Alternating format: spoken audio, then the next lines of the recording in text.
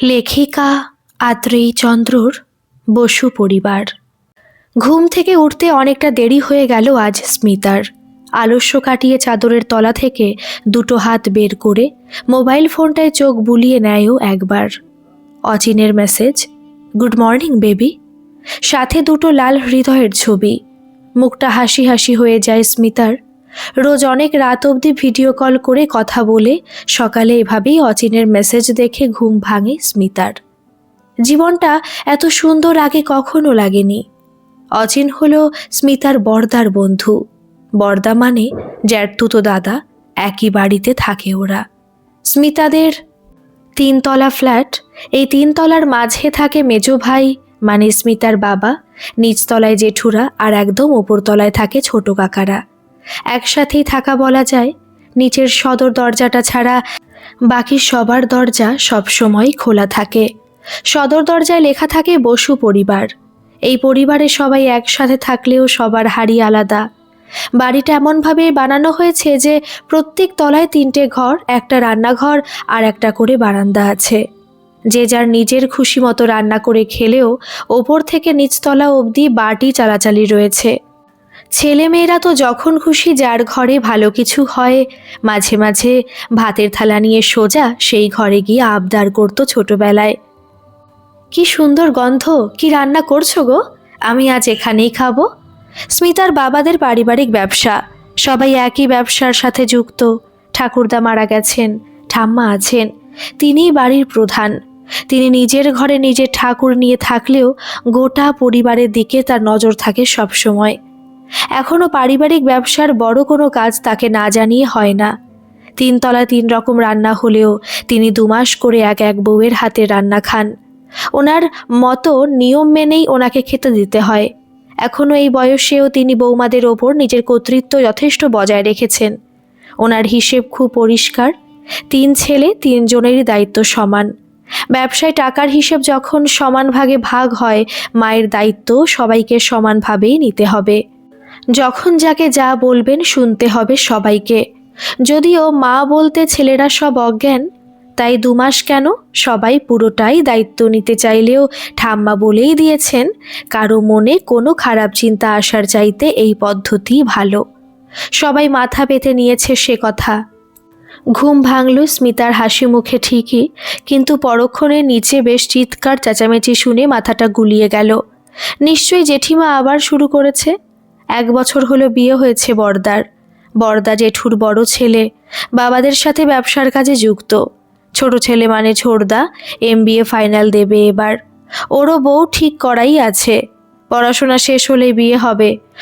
বড় বৌদি আর বড়দার প্রেম বিবাহ। ছেলের নিজের পছন্দ, তাই জেঠিমার পছন্দ ছিল না প্রথম থেকেই। সুযোগ পেলেই তাই বৌমার খুঁত ধরতে ছাড়েন না তিনি। মাঝে মাঝে বাড়িতে তাই জেঠিমার গলা পাওয়া যায়। স্মিতার মায়েরা বাড়িতে 3 যা। এমনিতে তারা বেশ বন্ধু, আবার বিষয়ভিত্তিক দলবাজিও চলে তাদের মধ্যে। কখনো বড় মেজো এক দলে তো ছোটজন আলাদা, আবার কখনো বড়জন আলাদা আর ছোট দুজন এক দলে। বেশ একটা সহযোগিতাপূর্ণ, অথচ মাঝে মাঝেই এ দল সে দল পাল্টানোর সুস্থ প্রতিযোগিতায় যেন 3 জনেই মেতে আছেন। কিন্তু বৌমার ব্যাপারে 3 যা একেবারে এক জায়গায়। একা জেঠিমাতে হয় না, ওপর থেকে বাকি 2 জনও বড়জনের কথায় মাঝে মাঝেই কথা জুগিয়ে চলে। বড় বৌদি এমনি খুবই ভালো, কিন্তু বাপের বাড়ি নিয়ে কেউ কিছু বললে সেও চুপ থাকে না। মাঝে মাঝেই তাই বাড়ির ছেলেরা বেরিয়ে গেলেও এ বাড়িতে কথার হাট বসে।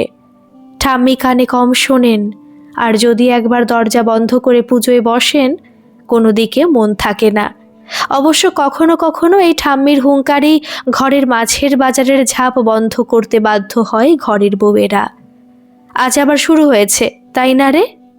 উফ, চলবে এখন সারাদিন এই চিৎকারের রেশ। কাজের মেয়েটি স্মিতার ঘরে ঢুকে ঝাড় দিচ্ছে।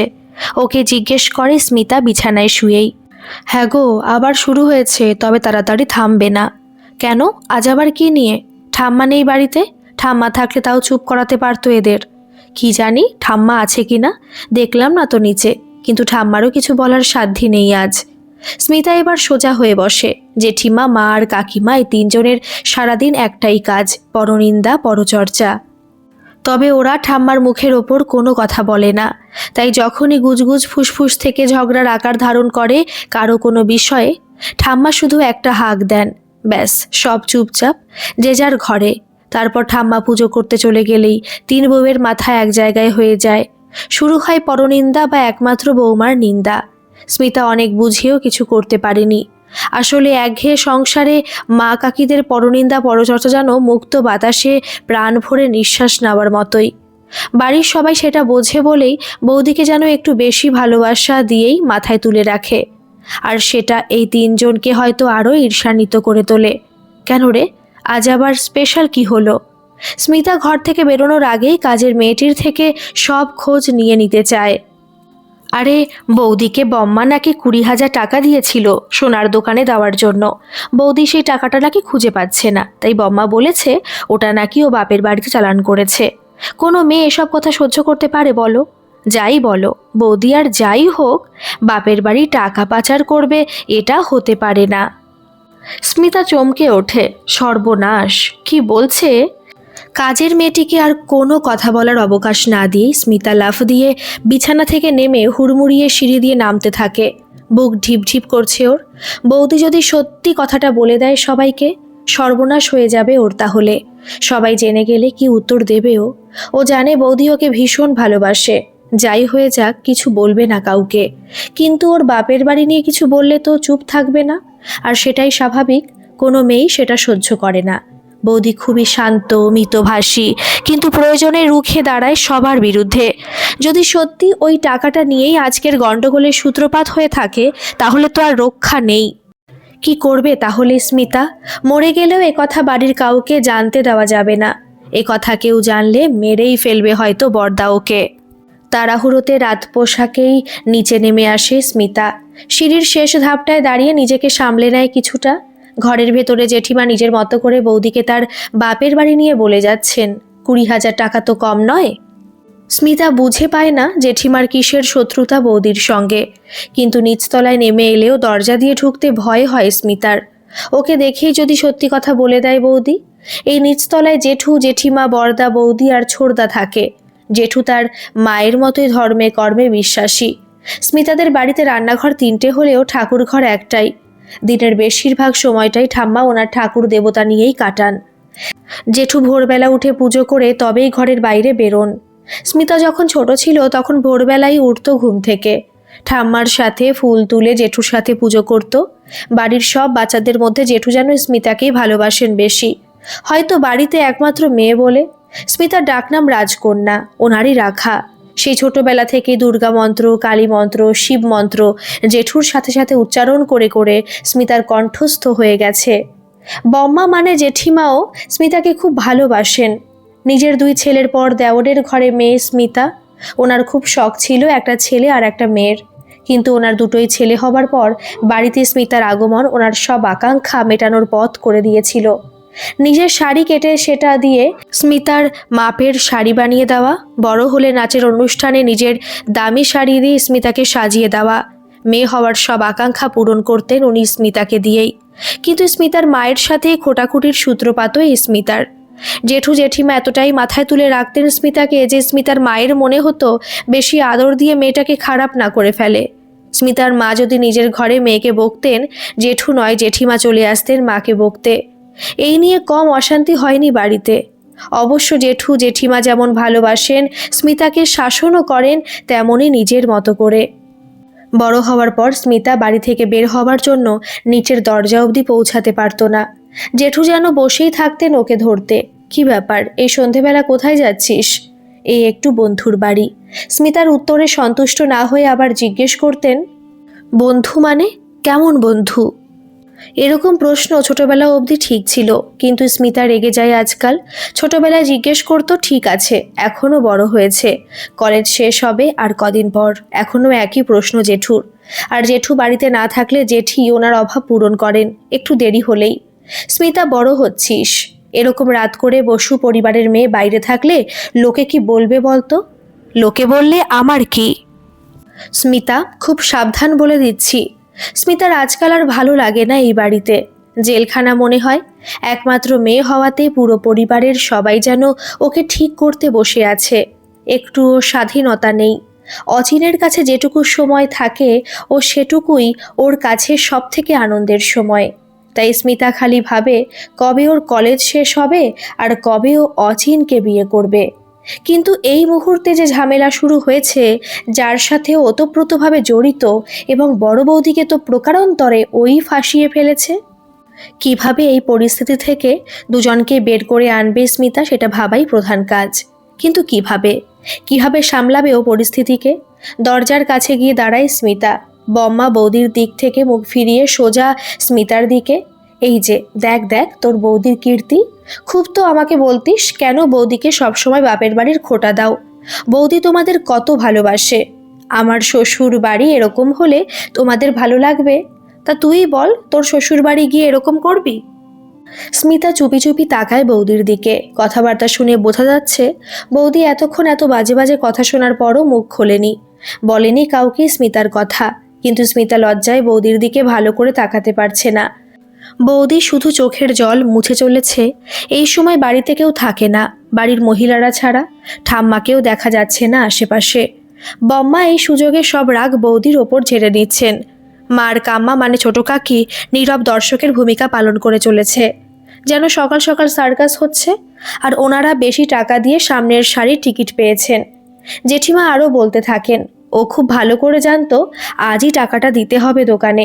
ওকেই দায়িত্ব দিয়েছিলাম, ওরই জন্য তো বালাটা বানিয়েছিলাম। ওকে সাথে নিয়ে ওকে দিয়েই পছন্দ করিয়েছিলাম বালাটা। যতটা ভেবেছিলাম তার থেকে একটু বেশি সোনা লাগলো। ভাবলাম যাকগে যাক, বাপের বাড়িতে তো কোনোদিন সোনা ওঠেনি গায়ে। এখানে বসু পরিবারের বউ বলে কথা, বাড়ির বড় বউ, হাতটা ভরে থাকবে। সেলামির টাকাটাও বেশি লাগলো। অত তো নিয়ে যায়নি, ওরাই বলল কদিন পর এসে নিয়ে যাবে। আমি তাই টাকাটা ওরা হাতেই দিয়ে রাখলাম যে ওরা আসলে দিয়ে দিও। সে টাকা কি করলো জিজ্ঞেস কর তোর আদরের বৌদিকে।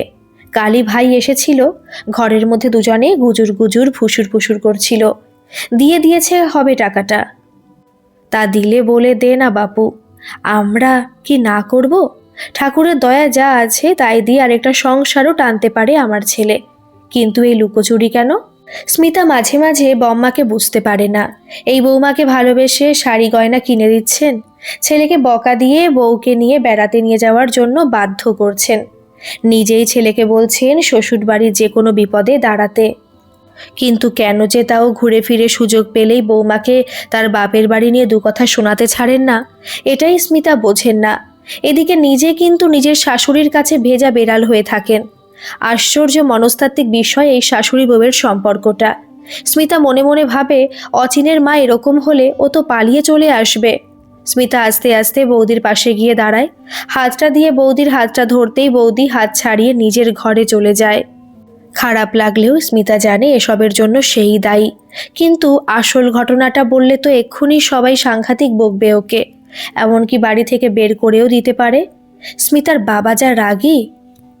এমনিতে মেয়ে অন্তপ্রাণ, কিন্তু যদি সত্যি ঘটনা জানাজানি হয় আস্ত রাখবে না কেউ। স্মিতা জেঠিমা আর মায়েদের বলে, ছাড়ো না, বৌদি ঠিক দিয়ে দেবে।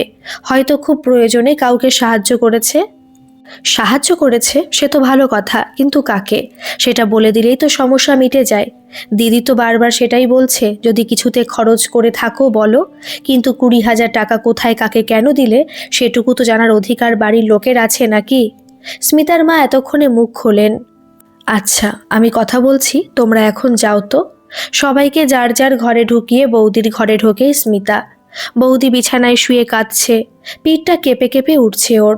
লজ্জায় দুঃখে স্মিতারও চোখে জল চলে আসে। কিন্তু কি বলবে ও বৌদিকে? ওই তো বলেছিল 2 দিনের মধ্যে টাকাটা আবার ফিরিয়ে দেবে। দিব্যি কাটিয়েছিল বৌদিকে দিয়ে যে ঘটনাটার কথা বৌদি যেন কাউকে না বলে, এমনকি দাদাকেও না। বৌদি সে কথা রেখেছে। এত অপমান সহ্য করবার পরও নিজের মুখ খোলেনি। নিজের দিদি হলেও হয়তো বলেই দিত। আর এ তো জ্যাঠতুতো দাদার বউ। বৌদি ওর ননদকে বোনের মতোই ভালোবাসে। এই বাড়িতে আসার পর যেন বন্ধু পেয়েছিল বৌদি ওর মধ্যে। 4 বছরের ছোট ননদকে নিজের বোনের মতো ভালোবেসে সবাই যেটা বকে ঝোঁকে বলতো বৌদি বন্ধুর মতো বুঝিয়ে বলতো। এই বাড়িতে একমাত্র বৌদিকেই ও অচিনের কথা বলেছে। বৌদি কাউকে বলেনি সে কথা, কিন্তু বুঝিয়েছে। পড়াশোনাটা ভালোভাবে করে নিজের পায়ে দাঁড়িয়ে তবেই যেন বিয়ের কথা ভাবে স্মিতা। কিন্তু এই বয়সের মেয়ে যা হয়, স্মিতা শোনে, বোঝে সবই, কিন্তু অচিন ছাড়া পৃথিবীতে আর কিছুই মূল্যবান মনে হয় না ওর কাছে। তাছাড়া বৌদিও তো প্রেম করেই বিয়ে করেছে, তাই সব কথা না বললেও অচিনের সাথে ওর প্রেমের কথা কিছুটা হলেও বৌদিকে বলে। বৌদি সবাইকে প্রাণ দিয়ে ভালোবাসে এই বাড়িতে, সবাই বৌদিকে ভালোবাসে, বম্মাও ভালোবাসে এমনিতে। কিন্তু ওই যে বৌদির একমাত্র অপরাধ, বম্মার অমতেই বরদা ওকে ভালোবেসে বিয়ে করেছিল। বৌদির বাপের বাড়ির অবস্থাও ভালো নয়। এই সব মেয়েরা নাকি এরকমই হয়, পয়সাওয়ালা ছেলে ধরে। বম্মা প্রথম দিনই বলেছিল এ কথা।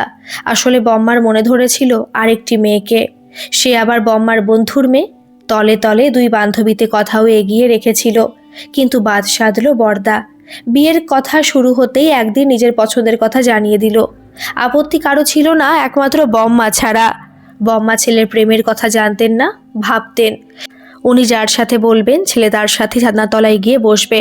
কিন্তু ছেলে তো অন্য জায়গায় মন দিয়েছে, আর মা অন্য জায়গায় কথা দিয়েছে। কথা রাখতে না পারার জন্য নিজের বন্ধু মহলে যথেষ্ট অপমানিত হতে হয়েছে ওনাকে। তাই সুযোগ পেলেই বৌদির ওপর ক্ষোভ উগড়ে দেন। অন্যান্য কোনো বিষয়ে যেহেতু বৌদিকে খারাপ বলতে পারেন না, তাই ওই গরিব অথবা হা ঘরের মেয়ে এসব কথা বলে হয়তো মনের ঝাল মেটান। যদিও বৌদি আসার পর সবাই বুঝেছিল কিছুদিনের মধ্যেই যে ও সবার থেকে আলাদা। ভগবান যেন ভালোবাসা ওর মধ্যে ভরে ভরে দিয়েছেন। সেই ভালোবাসার জন্যই আজ বৌদি শুধুমাত্র স্মিতার জন্যই এত অপমানিত হলো। স্মিতা কি পারবে সব স্বীকার করে নিয়ে বৌদিকে এই অপবাদ থেকে মুক্ত করতে? আমাকে ক্ষমা করো বৌদি, আমি কালই তোমার টাকা ফিরিয়ে দেব। আমি কৃতজ্ঞ তোমার কাছে, এত খারাপ কথা শুনেও তুমি আমার নাম নাওনি। আমি লজ্জিত যে চোখের সামনে তোমার অপমান হতে দেখেও সত্যি কথা বলতে পারিনি। কিন্তু বিশ্বাস করো, আমি সব ঠিক করে দেব। কালই তুমি টাকাটা দিয়ে দিতে পারবে, আমি কথা দিচ্ছি। কিন্তু বাড়িতে জানতে পারলে আমাকে এরা বাড়ি থেকে বের করে দেবে। খাটের ওপর শুয়ে থাকা বৌদির পায়ে হাত দিতেই বৌদি লাফ দিয়ে ওঠে। ছি ছি, পায়ে হাত দিও না স্মিতা। আমি এই অবধি সব হজম করে নিয়েছি, কিন্তু রাত্রে বাবা কাকা তোমার বর্দা ফিরলে আবার শুরু হবে। আর কারো কাছে না বললেও তোমার দাদাকে তো আমার সত্যি কথা বলতেই হবে। ওখানে তো চুপ থাকতে পারবো না আজ। আমার ভাই, আমার মা বাবা এক পয়সাও নেয়নি কোনো দিনও আমার থেকে। আজ তাদের মান সম্মান আমার জন্য ধুলোয় মিটিয়ে গেল। সব জেনেও কিছু বলতে পারিনি, কিন্তু রাত্রে তো আমাকে সব খুলে বলতেই হবে ওদের। তোমার দাদাকে বলতেই হবে সব কথা, সে টাকা পেলেও আর না পেলেও। তুমি কেন টাকাটা নিয়েছিলে সে কথা আমায় বলনি, শুধু বলেছিলে তোমার বন্ধুর খুব বিপদ, টাকাটা লাগবে এবং দুদিনের মধ্যে সেই টাকা সে ফেরত দেবে। তুমি বড় হয়েছো স্মিতা, তোমার কথা বিশ্বাস করে তোমার কথায় গুরুত্ব দিয়েই আমি টাকাটা তোমায় দিয়েছিলাম, কোনো প্রশ্ন করিনি। কিন্তু আমার কাছে আর কিছু এক্সপেক্ট করো না তুমি স্মিতা। আমি শেষ হয়ে যাচ্ছি ভেতরে ভেতরে। একটু তো ম্যাচিউরিটি দেখাও, বলে দাও না সবাইকে তুমি কাকে হেল্প করেছো। বৌদি হাপুস নয়নে কাঁদতে থাকে। স্মিতা বোঝে আজকে বিকেলের মধ্যেই টাকাটা ফিরিয়ে আনতে হবে, নইলে খুব খারাপ হবে ব্যাপারটা বৌদির জন্য এবং ওর জন্য। বরদা জানতে পারলে তো আস্ত রাখবে না। স্মিতা তাড়াতাড়ি উঠে আসে ওপরে নিজের ঘরে। দরজার কাছে আসতেই দেখে টুবলু দাঁড়িয়ে আছে। টুবলু স্মিতার কাকার ছেলে, ক্লাস 11-এ পড়ে। গোফের রেখা দিয়েছে সবে, আর ওই 2-4টে কালো বাদামি লোমের রেখা দেখা দিতেই সে তার থেকে 4.5 বছরের দিদিকে শাসন করতেও শুরু করে দিয়েছে বেশ কয়েক মাস হলো। আমি সব জানি, বলে দেব সবাইকে। শুধু শুধু বৌদিকে বকা খাওয়ালি, পাক্কা হারামি হয়ে গেছিস তুই দিদি। টুবলু, ছোট মুখে বড় কথা, কি ভাষা এগুলো? রাস্তার ফালতু ছেলেদের সাথে মিশিস আর এসব কথা শিখিস? আমাদের বাড়িতে কাউকে শুনেছিস এসব কথা বলতে? একটা চড় লাগিয়ে দেব আর যদি এসব ভাষা শুনেছি। হ্যাঁ, মার না, তবুও তোর কৃতকর্মের জন্য ওই কথাটাই সঠিক। তোর লজ্জা করে না? মেয়ে হয়ে একটা মেয়েকে এভাবে অপমানিত করলি? তোর জন্যই তো এসব হলো, আমি সব জানি। আর ভাষার কথা বলছিস? রাস্তার ছেলেদের সাথে মিশি? তুই কার সাথে মিশিস? কতটুকু জানিস ওর সম্পর্কে? তোকে আগেও সাবধান করেছি, শুনিসনি। তোর থেকে বয়সে ছোট হলেও আমার নেটওয়ার্ক অনেক হাই, বুঝলি? তোর আর ওই শয়তান অচিনের কথা জানি সব, এবার বরদাকে বলার সময় এসেছে। কথাগুলো বলে টুবলু ওপরে চলে যায়। 3 তলায় থাকে ছোট কাকারা। ছোট কাকার ওই এক ছেলেই, সব মিলিয়ে বাড়িতে ওরা 4 ভাই বোন। যদিও জেঠুর ছোট ছেলে মানে ছোড়দা বর্তমানে থাকে হস্টেলে, অন্য রাজ্যে, তাই কিছুটা শান্তি। নয়তো অচিনের সাথে এই 6 মাসের সম্পর্ক হয়তো 6 দিনও টিকতো না। এই বাড়িতে সবাই আলাদা আলাদা ঘরে থাকলেও একে অপরের সম্পর্কে সম্পূর্ণ ওয়াকিবহাল। সমস্যা হলো সবাই স্মিতাকে শাসন করে, এমনকি ছোট ভাই টুবলুও দিদিকে শাসন করে। তাই অচিনের সাথে সম্পর্কটা খুব সাবধানে লুকিয়ে রেখেছিল ও। কিন্তু টুবলু যেভাবে খেপেছে, আজই এই বাড়িতে ওর শেষ দিন। যেভাবেই হোক টাকাটা আজই ফেরত আনতেই হবে। স্মিতা ঘরে ঢুকে ফোন করে অচিনকে। অচিন, সেদিন তোমার প্রয়োজনে অনেক কষ্টে 20,000 টাকাটা জোগাড় করেছিলাম বৌদির থেকে। তুমি বলেছিলে 2 দিন পরেই বাড়ি থেকে টাকা পাঠালেই তুমি তা ফিরিয়ে দেবে। বাড়িতে খুব অশান্তি চলছে, প্লিজ আমাকে আজ বিকেলের মধ্যে ফিরিয়ে দাও টাকাটা, নয়তো বাড়িতে সব জানাজানি হয়ে যাবে আজ। আমার বাবা কাকারা কাউকে ছাড়বে না, আমাকেও না তোমাকেও না। তুমি তো আগেও কত টাকা নিয়েছো আমার থেকে, কিন্তু 2-3 হাজার করে বলে আমি কোনোদিন ফেরতও চাইনি। কিন্তু এবার 20,000-এর ব্যাপার, সবচেয়ে বড় কথা আমার বৌদির সম্মানের ব্যাপার। প্লিজ তুমি আজই ফেরত দাও। আমি দুপুরে বাড়িতে কিছু একটা মিথ্যে বলে টাকাটা নিতে আসবো, প্লিজ দিয়ে দিও। ও বেবি, এত টেনশন করছো কেন? বলেছি তো দিয়ে দেব। এখন নেই টাকাটা আমার কাছে, বাড়ি থেকে এখনো পাঠাইনি, পাঠালেই দিয়ে দেব। কিন্তু এসো দুপুরে আজ, সেদিনের মতো অনেক আনন্দ দেব তোমায়। অচিন কেমন একটা হাসি হাসে। এই মুহূর্তে সেসব কথা ভালো লাগছে না স্মিতার। ক্ষণিকের জন্য সেদিন অচিনের ঘরে একা ঘনিষ্ঠ মুহূর্তের কথা মনে পড়ে যায় স্মিতার। সেদিনের পর থেকে রোজ রাতে ওই মুহূর্তের কথা মনে করে ও রোমাঞ্চিত হয়েছে। কিন্তু এই মুহূর্তে ওই সব কথা একদম ভালো লাগছে না স্মিতার। দেখো অচিন, তোমার বিপদে আমি তোমার পাশে ছিলাম, প্লিজ এবার আমারটাও বোঝো। টাকাটা আমার আজই চাই।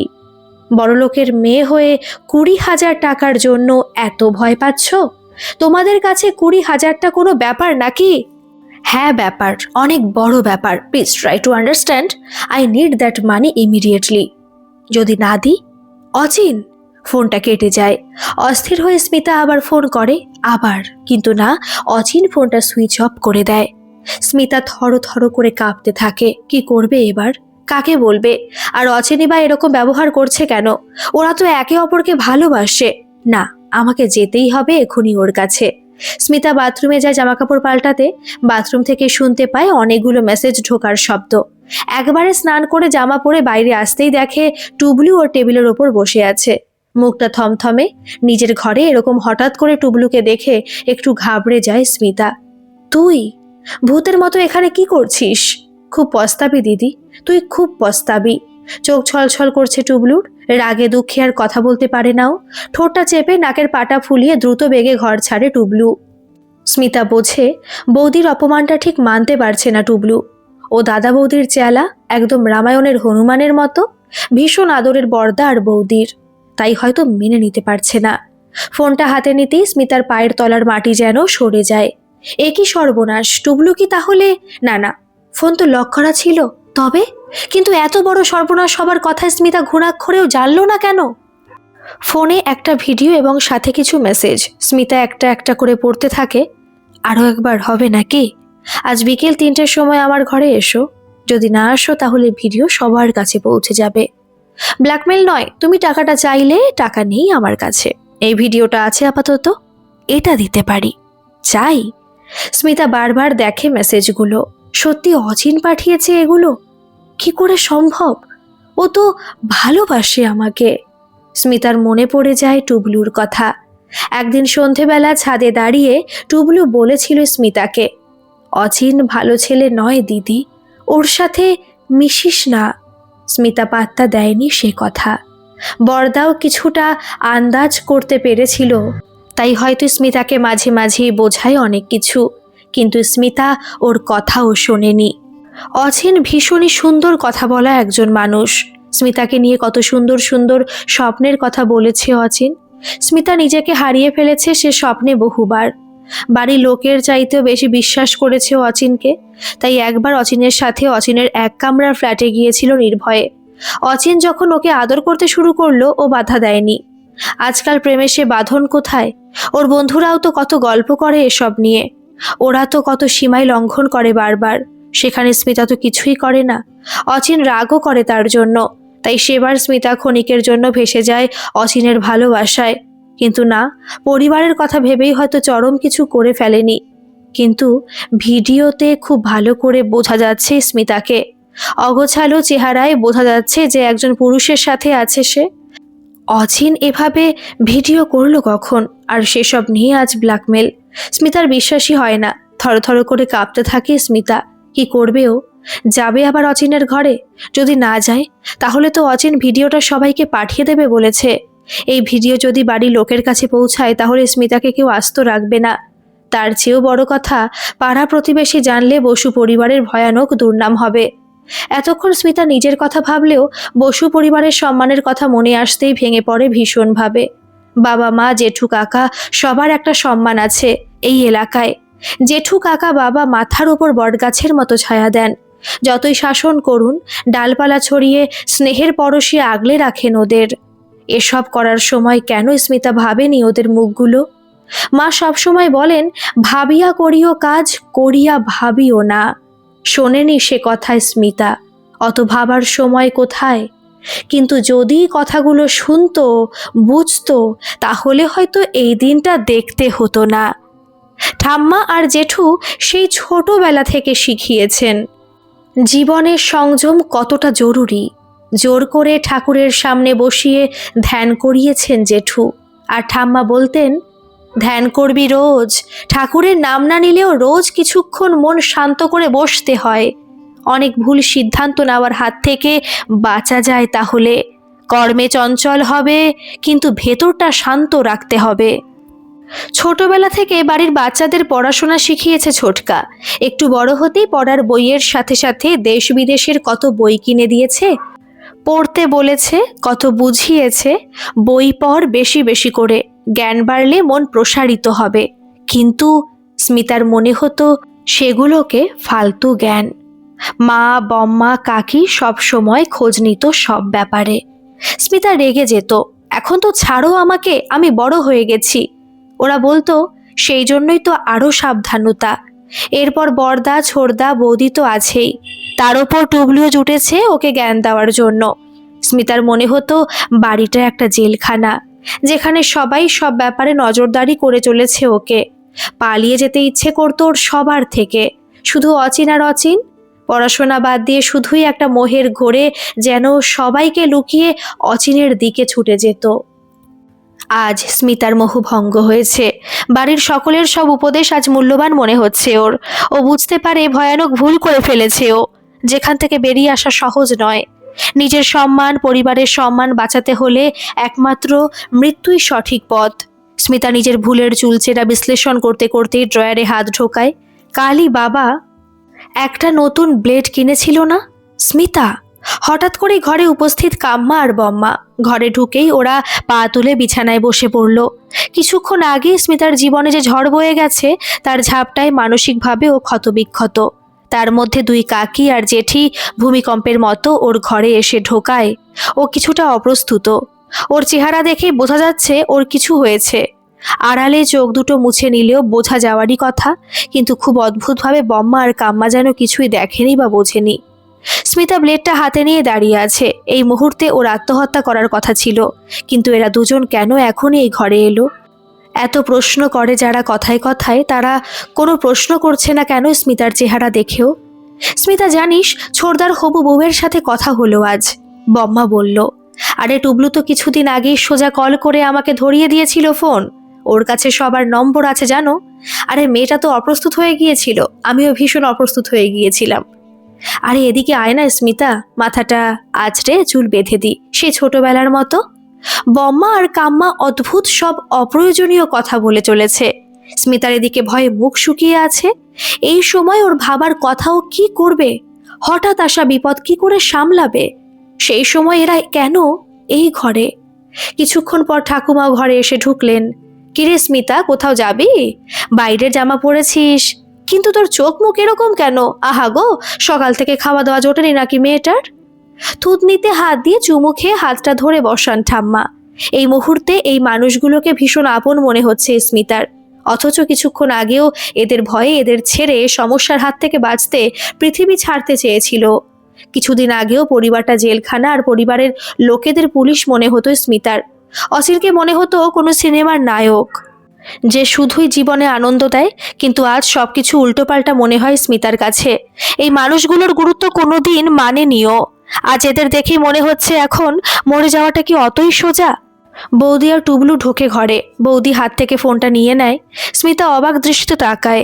বৌদি চোখ বড় করে বুঝিয়ে দেয়, চুপ করে বসে থাকো এখানে। তারপর ফোনটা নিয়েই টুবলুকে নিয়ে বেরিয়ে যায় ঘর থেকে। স্মিতার যেন শরীরে কোনো শক্তি নেই। ওর চারপাশে যেন কত কিছু ঘটে যাচ্ছে, যার ওপর ওর কোনো নিয়ন্ত্রণ নেই। কিন্তু মা কোথায়? মা, মাগো, কান্না পাচ্ছে খুব স্মিতার, খুব কান্না পাচ্ছে। চারিদিক অন্ধকার, সন্ধে হয়ে গেল এত তাড়াতাড়ি। ও কি ঘুমিয়ে পড়েছিল? স্মিতা চোখ খুলে দেখে ওর আশেপাশে সবাই আছে, পুরো বসু পরিবার ওর পাশে। ও ধর্মর করে উঠে বসে। বৌদি মাথায় হাত দিয়ে বলে, স্মিতা আর ভয় পেও না, আমরা এই বসু পরিবারের সবাই তোমার সাথেই আছি। তুমি ভুল করেছিলে একটা, সেই ভুল শুধরানোর একটা সুযোগ আবার দিয়েছে সবাই তোমাকে। অচিন এখন জেলে, অবৈধভাবে তোমার ভিডিও করার জন্য এবং তোমাকে ব্ল্যাকমেল করার জন্য। টাকাটা পুলিশই বের করবে ওর থেকে। ওর মোবাইল থেকে ওই ভিডিও আমাদের সামনে ডিলিট করা হয়েছে। আর ভয় নেই তোমার বৌদি। আমি তোমাকে কত কষ্ট দিয়েছি। আমি সবার কাছে অপরাধী। আমি খুব বড় ভুল করে ফেলেছি। আমি তোমাদের বিশ্বাসের দাম দিতে পারিনি। স্মিতা উঠে বসে কাঁদতে থাকে। হ্যাঁ, অপরাধ তো তুই করেইছিস, কিন্তু তার জন্য শাস্তি তো তুই নিজেকে দিতে পারিস না। শাস্তি দেব আমরা তোকে। এখন থেকে বাড়ির লোকেদের কথা শুনে চলবি। আমরা কেউ তোর খারাপ চাইবো না কোনোদিন। যেদিন তুই তোর বৌদির থেকে টাকা নিয়েছিলি, সেদিনই ও টুবলুকে লাগায় তোর পেছনে। সেই থেকে টুবলু তোর পেছনে। তোর সব খবর জানায় বৌদিকে। টুবলু নিজেও তোকে সাবধান করেছে বহুবার। আজও অচিনের পাঠানো ভিডিও, মেসেজ সব টুবলু দেখে জানায় বৌদিকে। তোর ফোনের পাসওয়ার্ডও কায়দা করে ভাগ্যিস দেখে রেখেছিল। বড়রা কিছু বললে শুনতে হয়, তারা তাদের অভিজ্ঞতা থেকে সাবধান করেন, বুঝলি? বরদাই স্মিতার মাথায় হাত রাখে। মা চোখ মুছে বলেন, সব শোনার পর আমার শরীরে কোনো শক্তি ছিল না। রাগে দুঃখে অপমানে ওই মুহূর্তে হয়তো মেরেই দিতাম তোকে। তোর বৌদি আমাকে সামলে ঘরে বসিয়ে রাখে আর বাকিদের তোর ঘরে পাঠায়, যাতে এই পরিস্থিতিতে তুই খারাপ কিছু করে না বসিস। তাই ওরা সব জেনেও তোকে কিছু বুঝতে না দিয়ে তোর সাথে এটা ওটা গল্প করে গেছে। তারপর তোকে দুধের সাথে সামান্য ঘুমের ওষুধ দিয়ে ঘুম পাড়িয়ে রাখা হয়। দাদা, বাবা, কাকাদের খবর দিলে সবাই মিলে পুলিশ নিয়ে অচিনের বাড়ি যায়। স্মিতা নিজের সমস্যাটাকে নিজের বলে ভেবেছিল, কিন্তু পরিবারের একজনের সমস্যা মানে সবার সমস্যা। তাই এরপর থেকে কারো কোনো সমস্যা হলে আগে নিজের পরিবারে জানাবে, সত্যিটা বলবে। আমরা সবাই মিলে ঝাঁপিয়ে পড়ব, তবেই তো আমরা একটা পরিবার। জেঠু সবার উদ্দেশ্যে বলেন কথাটা। স্মিতা সবার মুখের দিকে তাকায় আর ভাবে, আজ পরিবারের সম্মান ও নিজের হাতে খারাপ করা সত্ত্বেও সবাই কিভাবে ওর পাশে এসে দাঁড়িয়েছে। আজকাল ছোট ছোট পরিবারে বাচ্চাদের সব কথা শোনার মতো মানুষই থাকে না। তাই নিজেদের মনের সাথে লড়াই করতে করতে সাময়িক ভুলের জন্য ছেলেমেয়েরা অনেক কঠিন সিদ্ধান্ত নিয়ে ফেলে। আত্মহত্যা নামক ভয়ানক ব্যাধি কিভাবে যেন ঢুকে পড়ে চুপিসারে। কিন্তু স্মিতা তো ভাগ্যবতী, ওর কাছে এত বড় একটা পরিবার আছে। পরিবারের প্রতিটি মানুষ আলাদা আলাদা হলেও সবাই সবার সাথে আছে। অনেকের তো ছোট পরিবারে কথা বলার লোকেরও অভাব, সেখানে স্মিতার এত বড় পরিবার। হয়তো পরিবারটা বড় বলেই স্মিতার কথা ভাবার জন্য এত লোক ছিল। যেখানে মা রাগ করলে জেঠি আঁচলের তলায় লুকিয়ে রাখে, ভাই ঝগড়া করলে দাদা বৌদি হাত ধরে, বাবা মারলে কাকা কোলে তুলে নেয়, ঠাম্মা স্নেহের পরশে ভরিয়ে রাখে, আচার খাওয়ায় লুকিয়ে। বাচ্চারা তো ভুল করবেই, বড়রাও তো ভুল করে, কিন্তু ভুল করলেও কিভাবে সেই ভুল থেকেই শিক্ষা নিতে হয় সেটা শেখায় পরিবার। ভুলটাকে শুধরে নিয়ে নতুন পথে চলার প্রেরণা যোগায় সেই পরিবারই। কেউ না কেউ ভালোবাসার হাতটা বাড়িয়েই রাখে, শুধু সময় মতো হাত বাড়িয়ে তাকে ধরতে হয়। কেমন লাগলো গল্পটা বন্ধুরা? অবশ্যই কিন্তু কমেন্টে জানাবেন, আর ভালো লাগলে একটা সাবস্ক্রাইব করে আমার পাশে থাকবেন। ধন্যবাদ।